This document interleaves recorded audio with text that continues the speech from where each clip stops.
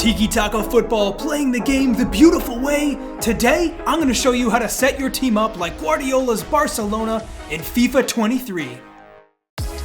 Now the tactics that we're going over today are based off of Barcelona from about 2008-2009. That was probably the best team to ever play the game.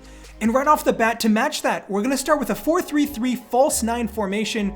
Now, Guardiola famously pioneered this with Messi as the center forward to drop deep, so it's the foundation for all the tactics we're about to go over. Now, let's start with the defense.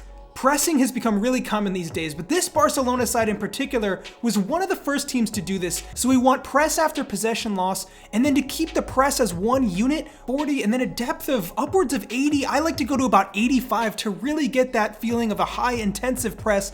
Now in terms of offense, Barcelona were entirely possession based. You could use slow build up to mimic this, or even go balanced if you want to get a little more of a fast break in at times. It's your choice, but ultimately the slow build up play is going to give you more realistic results. You definitely want possession for chance creation regardless, and then make sure to set width to 40 to make sure there's plenty of options more central than not.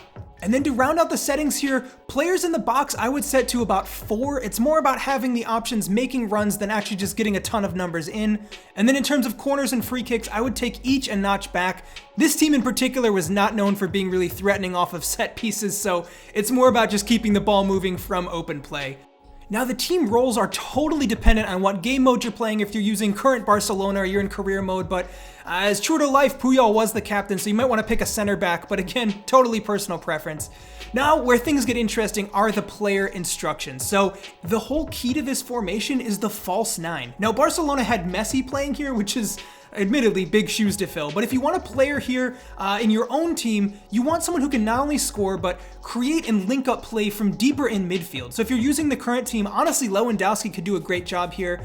But if you're building a team in career mode, you might want to look at players like Kane, Havertz, or really just anyone with good passing and dribbling stats.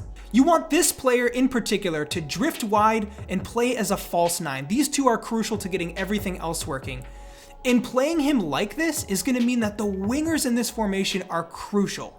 So you want both wingers here to be your primary goal scoring threats and link up with your center forward who can pass them the ball.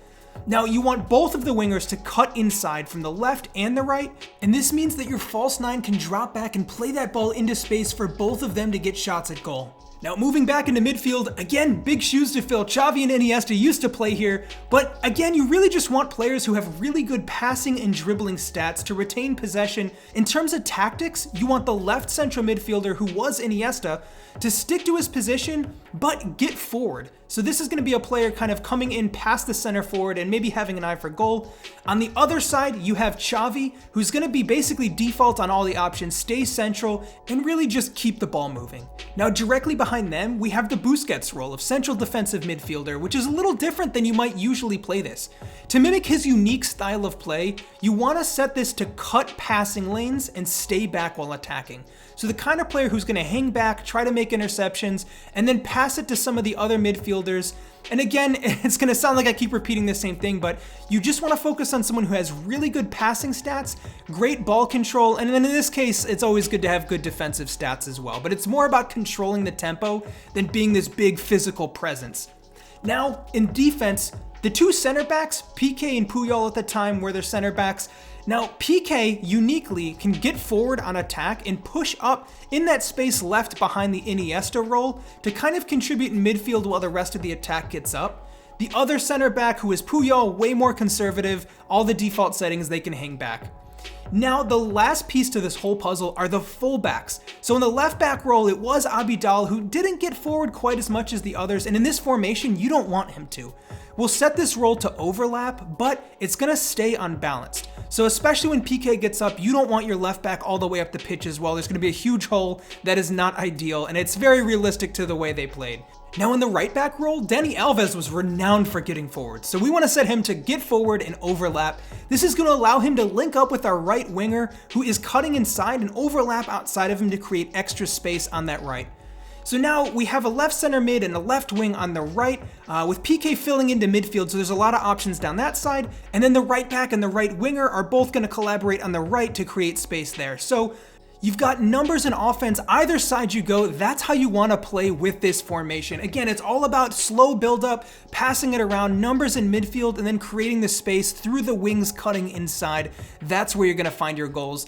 The one thing I would say to watch out for is defensively getting caught too high up the pitch. You're going to make sure you want to have pacey enough center backs to cover when you inevitably get hit with some long balls when you're pressing high up the pitch. It's the risk they ran, and with players like PK, who used to be pretty pacey, they definitely pulled it off in real life. So that's it for today. That's the Barcelona settings. If you want to check out some of my others, I'll put a link here. Thanks for watching, and I'll be back soon. And until then, I'm Respected Jeff. I'll see you next time.